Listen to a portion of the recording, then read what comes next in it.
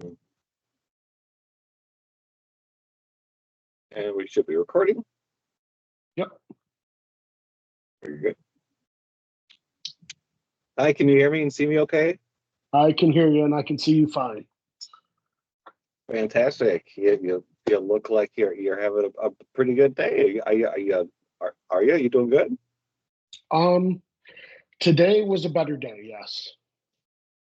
All Today right. was a better day. Well, that's good. That's good. Yeah. That's good. Some people start to notice that they start to feel better. As soon as they make that first phone call, to reach out and ask for help, which is what you're doing. So, Yeah. um, I it, I it's I agree. And I think that it was well, I think the last session was very helpful. Um, but yeah, so not every day is um, s- blue skies and rainbows, but it's Mhm, mhm. today was a better day than I've had in many days. So I'll Yeah. take it when I can get it. And can I ask, like what was the evidence that you had that said today's a little bit better? Was there like a lack of Um, something or an addition of something? I would say that there was a lack of anxiety and a lack of depression today. So And and to what do you attribute that to? Anything specific, or maybe nothing specific? Just felt um, less anxiety. I think that it was more of just just a lack of anxiety. I can't really pinpoint a certain reason why. Um, it's Hmm. just maybe because the sun was out today, um, Hmm. Hmm. and I was getting my vitamin D, and I think that it's been gray and cloudy for the last few days, but I think just having the sun out today was probably very helpful for me to have a better day. Well, fantastic. And I think that's probably something that you can do, on a weekly or daily basis. Is maybe just get outside, however you can, whenever you can. We know where we live, right? We know we get Yeah, a depleted amount of vitamin D, and we have the research that shows that affects our mood and our sleep and all kinds of stuff. I think yeah, that's a I agree. great idea. Yeah, well, Are thank you. there are there other things that you do to kind of you know fill your day or your time? Like you Um, go to the gym, or do you have like like maybe like a volunteer place that you go to that you like, or like a church no, service that you like? I'm probably say church service, but yeah, right now I just don't have time to go to the gym. I've done the gym thing, and it's almost like me just taking my money in my wallet and throwing out my car while I'm driving down the highway. I can relate to that one. Yeah. So Because you're maybe too busy to use it the way you want to, or do you just don't get a chance to? I think it's just a little bit of both. It's a little bit of don't have a chance to, forget to, and then I'm just saying, hey, take my money. I don't know. So um, yeah, it's something that I had to squash because it was making me more depressed because it was taking money that I didn't have out of my account. Mhm. But it's something that you wanted to do, at least Yeah, in I the mean, beginning. yeah, it's something I wanted to do, but I think it was more that it was depleting my funds that it, I just came to a realization that it was not worth it. Absolutely. Is there a Yeah. way that you can do some of those things without like having to pay the service? Like, is there a local park nearby that has something similar that you can engage in? You know, Yeah, yeah. There was a couple summers ago that I used to walk around my neighborhood, and it was very refreshing during the summertime. Um, That So sounds good. that's something I was thinking about doing. So yeah. Mhm, mhm, mhm. I was um I was curious if because you mentioned in the initial contact that you had some military experience. Tell me about that. Tell me about your experience with that. Is that Um, something you wanted to talk about, or is that something that's not really affecting you? Or no, my military experience has definitely been a double-edged sword. It was a good experience for me to be able to start my own path, to get away from just to get away from my hometown, to get away from my parents, to get away from everything, just start fresh. And going over to the Middle East was something I was not prepared for. Um, it was hard because I had a best friend that was killed by a landmine, an IED. oh Um, goodness, so sorry. yeah, I don't really like talking about it because it just brings back a lot of hard memories, and Sure, sure. it really hurts because we were friends since elementary school, and so we were friends for a long time, and to have my best friend not come home, it was I'd say I had a little bit of survivor's guilt. Um, I had a little bit of just frustration, anger, depression. So yeah. You said survivor's guilt. Where'd you pick up that term? Did you have to talk to somebody when you were enlisted? No, I've done research. You've done some Um, research. It's something you've been thinking about for a while, and you've been trying to like figure out how to yeah, self-resolve it. I've been trying to think about how to self-resolve it. I've talked to my wife. I've talked to it. Just my wife is the one that pushed me into getting help, um, because it seemed like we were just spinning our wheels. And she just said, you need to get help. Stop dragging your feet on this, and you need to get this for your own benefit. And so yeah, that's where. But researching it, that's where I found out the term survivor's guilt. And Was there something specific? I'm sorry, I apologize. Go ahead.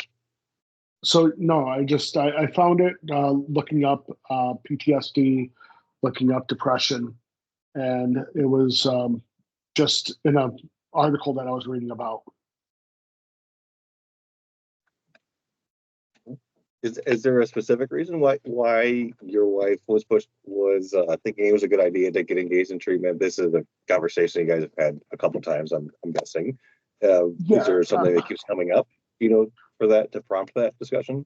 it's just been our marriage has been taking a big hit um, because of my depression, because of my anxiety levels, and my flashbacks. And has been my wife has been a huge support to me through this whole thing. Um, so to see her hurt, hurting, to see my kids hurting, um, I knew that it was time to go get actual professional help. So, um, so that's why I'm here.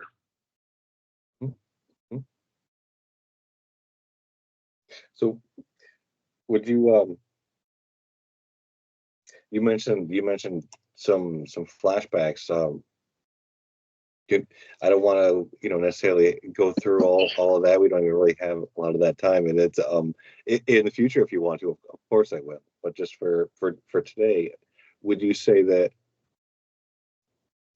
gets in the way of your social time, your leisure time, your or work, or is it mostly Oh, I mean, impacting family? I feel like these symptoms that I have from PTSD, from um, the flashbacks, just everything. Yeah, it definitely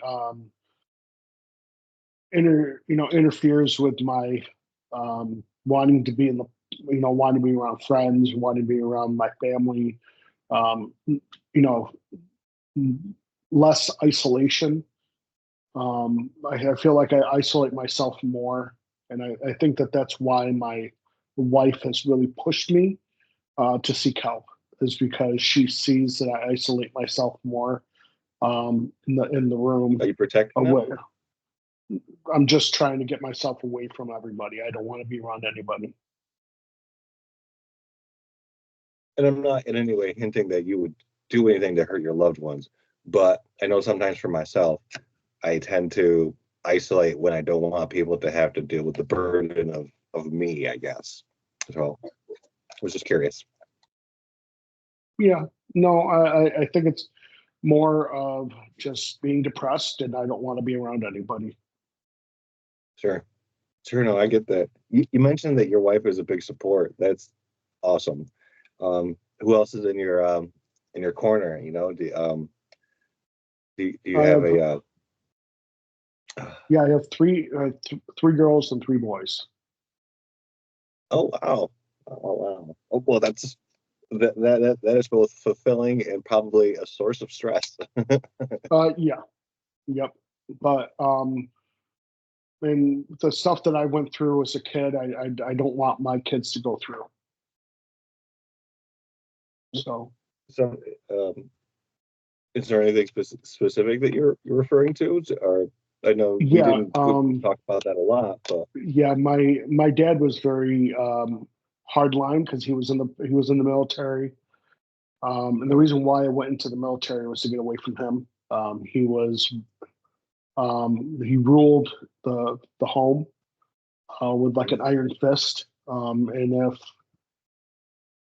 you didn't obey his rules, you got the punishment. And so I became kind of a rebel.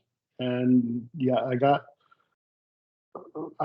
the belt quite a few times, the switch quite a few times. Um, yeah, and he was not light. He was not light with his hits. So yeah, I just wanted to get, as soon as I was of age, I just wanted to get out of that house. I wanted to get away from him, and I kind of fell into going into the military, and which I thought would be a good out for me, but it just put me into a worse into like a worse spot mentally with the loss of my best friend, from seeing yeah, so much trauma. So yeah, that's why I say it's a double-edged sword. yeah. Mm. Um, so this is what I'm thinking, Joe. I don't know if you've ever heard of this.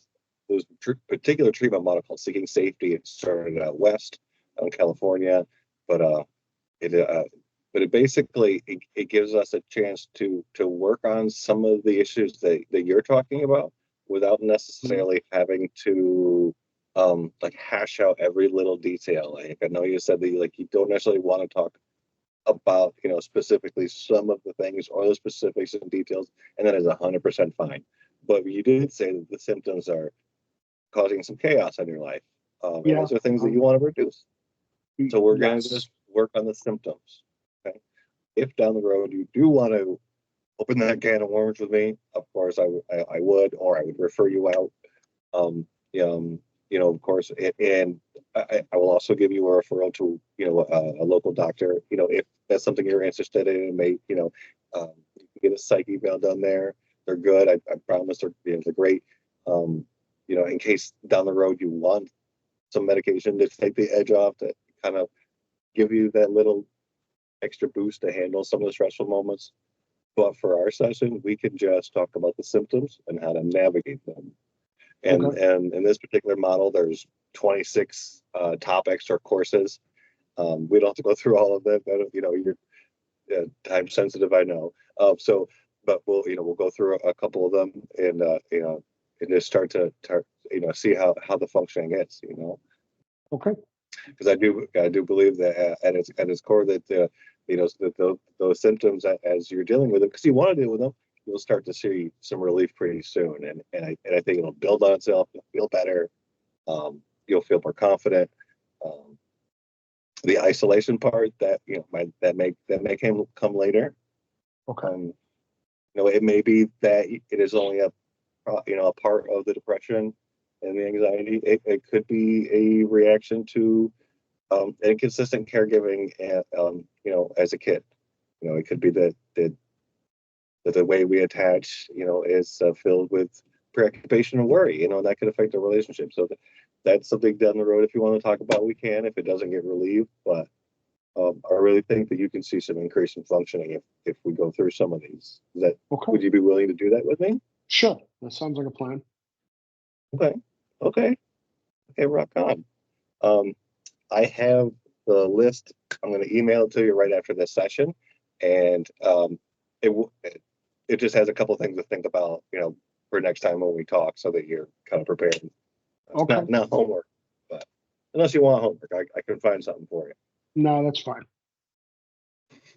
Yeah, no more. We don't add more stress, right? No, not at all. Well, is there anything else that you wanted to bring up in the next, couple minutes or so that we had? Anything you want to get off your chest, or just, I can't think of anything right now. fair enough? Fair enough, right? So I got you in for same time next week. Sounds like a plan. Okay. All right. I'll be calling you, Joe. All right. Thank you, sir.